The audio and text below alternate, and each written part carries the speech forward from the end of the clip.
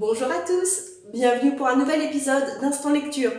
On continue dans la lancée des romans légers. Le livre dont on va parler aujourd'hui, c'est une nouvelle fois un livre que j'ai choisi parce que sa couverture elle était colorée, il y avait des dessins bon enfant et ça correspondait à mon humeur du moment.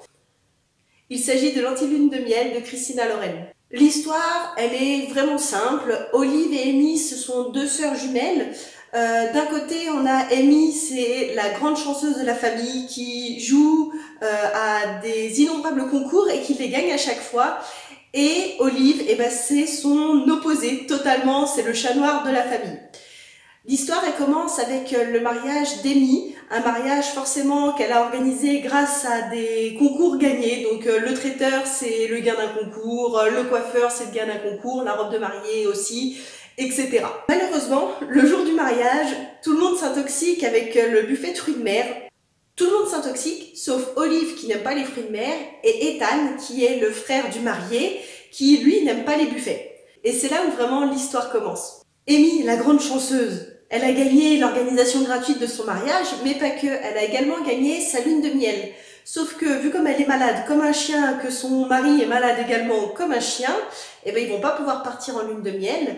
Et comme le voyage, il est non remboursable, non échangeable, bah, plutôt que de le perdre, chacun des deux mariés va proposer à sa sœur et à son frère respectifs de les remplacer, de se faire passer pour eux en fait et de profiter de ce voyage gratuit. Par conséquent, Olive et Ethan, qui ne se supportent pas, se retrouvent à partir en fausse lune de miel à Hawaï. Tout le roman, c'est un enchaînement de péripéties, de situations assez drôles, de compromis, de non-dits et de répliques assez cinglantes parce que les deux personnages-là, ils n'ont pas leur langue dans leur poche et il y a vraiment des situations assez rigolotes. Ça, c'est le côté que j'ai bien apprécié du livre. Après, ça m'a un peu moins plu. Alors, les goûts sont dans la nature, hein. On passe sur un aspect plus à l'eau de rose qui m'a fait penser un peu à 50 nuances degrés version adolescent. Ce roman, il se lit vraiment très bien, très simplement, mais personnellement, je l'ai moins apprécié que le roman précédent dont on avait parlé dans l'instant lecture d'avant, tout simplement parce que ce que j'ai pas forcément aimé, c'est en fait ces épisodes de romantisme dissimulés derrière des épisodes plus drôles. Je trouvais que les deux ne se couplaient pas forcément très bien, en tout cas dans cette histoire-là, et avec ces tournures de phrases. Très rapidement dans le livre, on se rend compte qu'Olive et Ethan ont un petit béguin l'un pour l'autre. Et du coup, il y a très peu d'intrigue en tant que telle. Et je trouve que c'est ça qui manque un peu au livre, c'est que ça paraît trop limpide dès le départ.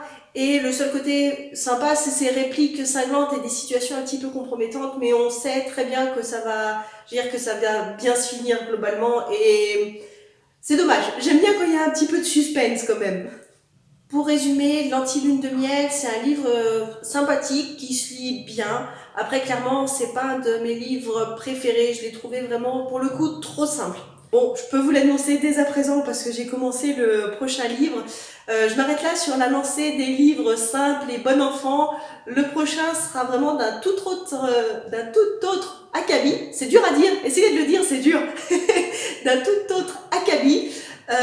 Mais ce sera ni un policier ni un polar, donc un genre encore différent. Voilà, j'espère que cette vidéo elle vous a plu, elle vous a donné envie de sortir un livre. Il fait de plus en plus moche, de plus en plus gris, donc ça se voit un peu sur la luminosité de la vidéo. C'est l'occasion de tout trouver pour sortir un livre et se coucouner tranquillement sur le canapé. Alors je vous dis à très bientôt pour un nouvel épisode d'Instant Lecture. Bonne journée!